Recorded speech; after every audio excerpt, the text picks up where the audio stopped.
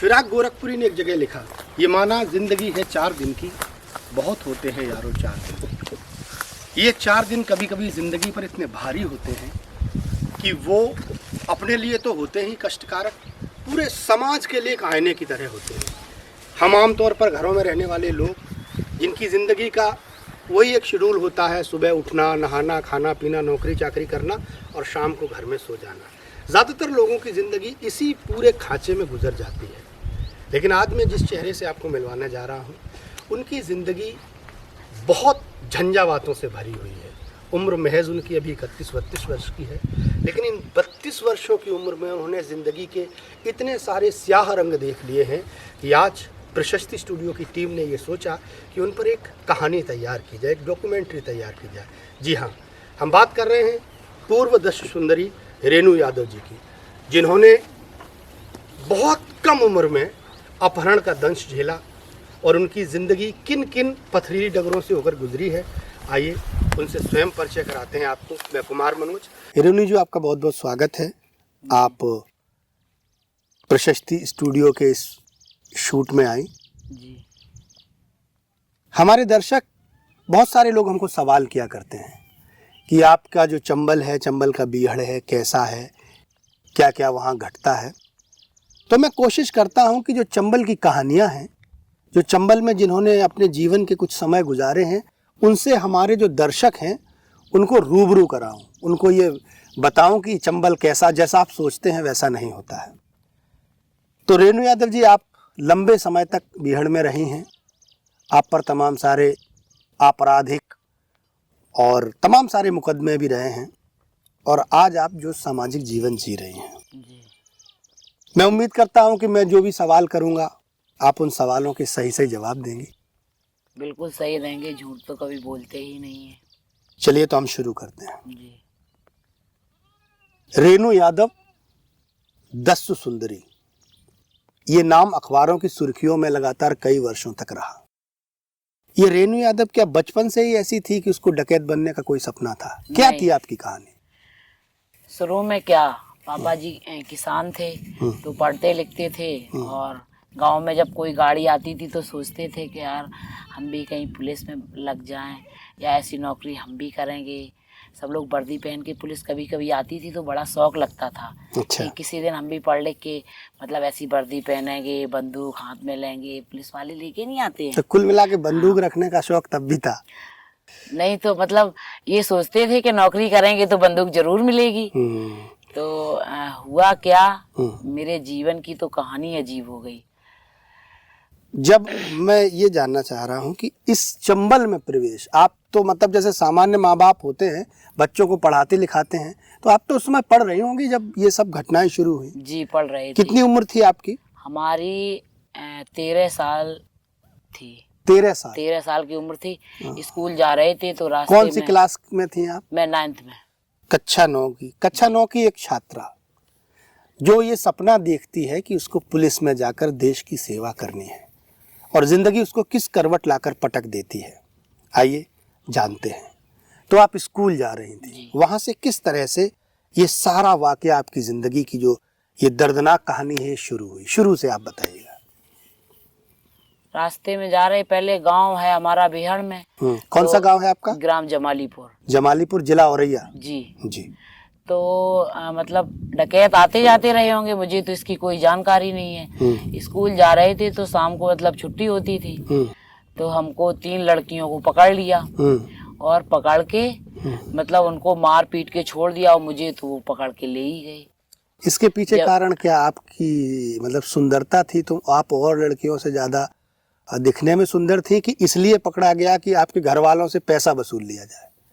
फिरौती के लिए आपका अपहरण हुआ कि आपके मतलब? जब वो ले गए तो मतलब बोले काफी घर वालों ने पुलिस के पास गए। जब पुलिस पढ़ने लगी तो वो मतलब कहते थे कि तुम्हारे घर वाले पुलिस पढ़वा रहे हैं, हम मार देंगे। और खबर ये भेज दी घर पे कि 10 लाख रुपए चाहिए तुम्हारे पिताजी से। तो हमने कहा 10 लाख तो वो दे भी नहीं पाएंगे। तो आपके घर वाले तो गए, थाने में तो गए होंगे रिपोर्ट दर्ज कराने, शिकायत? हाँ, थाने में तो गए थे। तो उस समय पुलिस ने क्या कहा? पुलिस ने कह दिया साले आ जाते हैं, लड़की तो भाग गई होगी। और मतलब कुल मिला के पुलिस ने सपोर्ट तो नहीं किया, उल्टे मुकदमे और लाती चली गई। अच्छा, उस समय आपकी उम्र 13 साल। जी।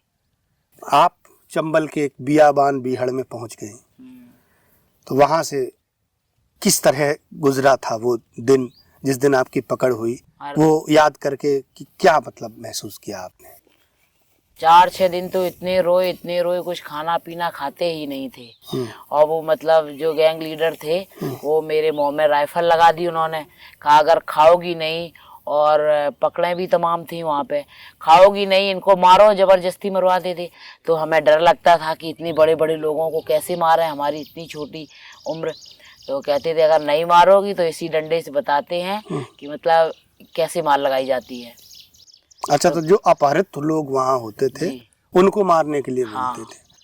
तो जब आपकी पकड़ जैसे हुई और आपको पकड़ के उन्होंने क्या, कोई घर नुमा था कि बस बीहड़ में कोई जंगल ही जंगल? तो जंगल में कोई तंबू वगैरह होगा जहां आपको रखा गया होगा कि नहीं, बारिश होती थी तब तंबू लगाते थे, वैसे नहीं लगाते थे। वैसे ऐसे खुले में रहते थे? खुले में रहते, खुले आसमान के नीचे। वैसे मतलब झाड़ी टाइप में होती है, वहाँ पे साफ जगह कर ली, वहीं बिस्तर लगा लिया और बस वहीं खाना पीना बन रहा है, पकड़े खाना बनाती थी।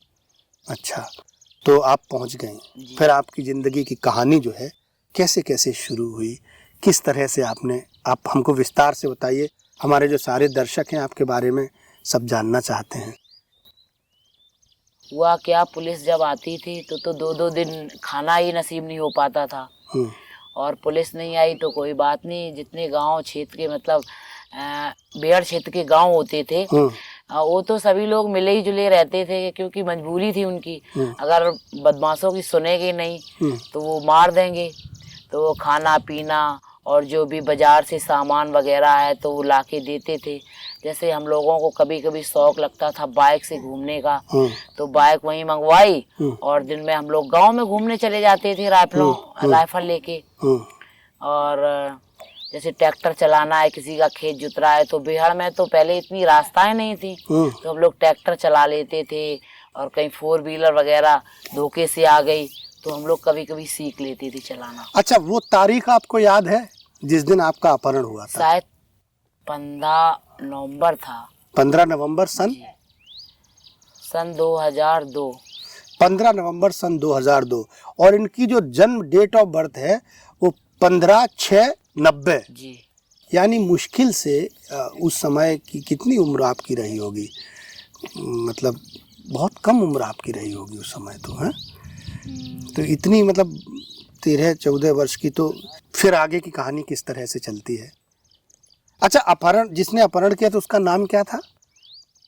श्री चंदन सिंह यादव। चंदन यादव। तो चंदन यादव उस समय बीहड़ के एक जाने माने खूंखार डकैत। हाँ, उनके भाई मारे गए थे तो फिर वो मतलब लगातार अहीरों का ही मर्डर करते चले गए। अच्छा, वो खुद भी यादव थे और यादवों को ही मारते थे? क्योंकि उनका भाई मतलब यादवों ने ही मार डाला था बुरी तरीके से, पेट फाड़ के। हैं तो वो यादवों को ही, जिन जिन लोगों ने मरवाया उन्हीं को मारा और किसी को नहीं मारते थे। तो चंदन यादव ने आपका अपहरण किया जी। और फिर आपकी कहानी शुरू हुई। तो 2-3 दिन आपने खाना नहीं खाया, फिर उसके बाद वो जो लोग थे आपको गैंग में शामिल करने के लिए कह रहे होंगे, तो क्या प्रतिक्रिया रही? किस तरह से आपने वो जीवन स्वीकार किया? किस तरह से मन पे पत्थर रखा? मेरी मजबूरी, पहले तो हम कहते रहे कि हम अपने घर जाएंगे। वो लोग मालिक बोले, मतलब मालिक कहते थे उनको, चंदन यादव को, तो वो कहने लगे कि घर तो अब नहीं जाओगी, अगर तुम नीके नहीं रहोगी तो तुम्हारे शव को पहले तुम्हें मारेंगे, फिर तुम्हारे माँ को, बाप को, सभी को मार के, और इसके बाद में मतलब काफी जनता मार देंगे। जो लोग याद भी करें कि मतलब रेणु यादव को ये चंदन चाहते थे, इसके वजह में ये देखो कितना मतलब नरसंहार किया। तो उन्होंने चाहना, ये चाहने वाली बात कहाँ से आ गई? एक तो अपहरण चाहने के लिए किया था कि पैसे के लिए किया, ये तो मैं जानना चाहता हूँ। पता, मुझे ये पूरी जानकारी खुद ही नहीं थी। वो कहते थे कि जंगल में रहो, मेरे साथ रहोगी और हम तुम्हारे साथ, मतलब जब तक जंगल में रहेंगे तब तक रहेंगे, और जब हाजिर होंगे तो शादी कर लेंगे, फिर घर पे अपनी रखेंगे।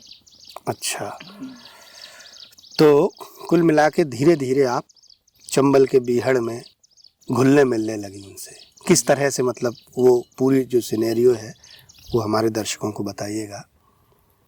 वहाँ से फिर निकल पाना ही नहीं हो पाया, रोते गाते रहे। कभी मम्मी की याद आए तो कभी भाइयों की याद। हम मतलब भाई हमसे छोटे छोटे थे तो हमें बहुत याद आती थी, बहुत रोते थे। लेकिन वो लोग मतलब डांट देते थे तो क्या मेरी मजबूरी हो जाती थी। तो फिर धीरे धीरे उन्हीं के साथ में ही रहने लगे। क्या करें, जब घर वाले मुझे छुटाने ही नहीं आए। तो छुटाने क्या, घर वालों से मिलने नहीं दिया गया होगा? हाँ, मिले ही नहीं कभी मुझे। कितने साल बाद अपने घर के भाई पिताजी को आपने देखा फिर? जब हम मतलब चंदन यादव मारे गए उसके बाद में जब अच्छा। आत्मसमर्पण किया तब हमने घर वालों को देखा अपने। ओके, तो चंदन के गैंग में आप शामिल हो गए, ठीक। उस समय उम्र आपकी 13.5 वर्ष की। अब जो अपहरण होते थे, जो डकैतियां पड़ती थी, उनमें किस तरह से मतलब आपको कहा जाता है कि आप इसमें शामिल होइए, आप करिए? क्या कभी ऐसा समय आया जब कहीं डकैती डालने ये लोग गए हों और आप प्रत्यक्षदर्शी मतलब सामने से आपने वो सब होते हुए देखा? नहीं, हमने नहीं देखा। तो आपको क्या वहीं जंगल में छोड़ जाते थे? हाँ, हम जंगले में रहते थे। अच्छा, अपहरण जो रहते थे, जो जिनके साथ, उनके साथ क्या किस तरह की चीजें घटती थी? जैसे बच्चा, किसी बच्चे के मतलब अपहरण होके आया है तो उसको तो अच्छे से रखते थे। जैसे मतलब मेरे बहन भाई मेरे साथ रहते थे, हम तो उसी तरीके से रखते थे। और एक बच्चा आया था अपहरण होके तो उसको मतलब जब उसकी वो फिरौती आ गई तो उसको चैन गले की बनवा के वो हम ही लोगों को मतलब जानने लगा कि यही मम्मी पापा हैं हमारे। तो फिर उसको गले की चैन, उसके कान छिदवा दिए। अब उसको जब छोड़ा बाद में तो वो वहाँ पे अपनी माँ के पास ना जाए। बच्चा 1.5 साल का आया था और वो 1 साल में छूटा तो वो बच्चा हम ही लोगों को जानने लगा। जब उसको छोड़ा तो वो कहने लगा, वहाँ मतलब रहे नहीं, वो कहे कि हम वहीं जाएंगे, वो हमारे मम्मी पापा वहाँ बिहार में हैं, बंदूक रखते हैं मम्मी पापा। तो बड़े मुश्किल से उसकी माँ इतना फ़ोन करे, रोए, कहे कि अब क्या करें दीदी, आप इसको अपने ही पास में रख लो। हमने कहा नहीं, हमारी तो लाइफ जो भी जैसी है वो तो है ही है, आप अपने बच्चे की लाइफ क्यों गड़बड़ करेंगी। तो रेणु यादव जी, जब आप चंबल में गई तो आप एक अपहरण मतलब अपहृत थी, आपका अपहरण हुआ। इसके हिस्ट्री सीटर, आप इसमें जो अपराध की दुनिया में कब से आपका नाम आना शुरू हुआ? डाकू मतलब जो डकैत रेणु यादव कैसे बन गई जिस लड़की का अपहरण हुआ? जब वो लोग मतलब कहीं मुठभेड़ क्या तरीका होता है? कहीं मुठभेड़ हुई या कहीं मतलब मर्डर किया उन लोगों ने तो वो दूसरे लड़के जो साथ में रहते थे वो कह देते थे कि मुझसे कहते हैं 10 सुंदरी रेणु यादव। तो हम कहा ये मेरा ये मतलब पता नहीं क्या बोल रहे हैं, मुझे ही पता नहीं था कि ये क्या बोल रहे हैं। वो ले देते थे तो पता नहीं ऐसे ही मुकदमे दुनिया के लगते चले गए। जब हम जेल में आए तब भी हमें पूरी कहानी पता नहीं कि ये सब क्या है। जब जेल आए, रोज तारीखें जाएं, तो हमने एक दिन पूछा, एक जज साहब थे तो हमने कहा अंकल जी हम मतलब ये डेली कहाँ जाते हैं आप, ये किस लिए ये साइन कराते हो? तो बोले कि बेटा ये तुमसे मुकदमे बहुत सारे लग गए हैं, ये तारीखें करने तुम आती हो। तब तक आपको यही पता नहीं था कि आप क्रिमिनल हो चुके हैं? मुझे कोई पता नहीं था कि हम क्रिमिनल हैं कि डकैत हैं कि चोर हैं क्या है।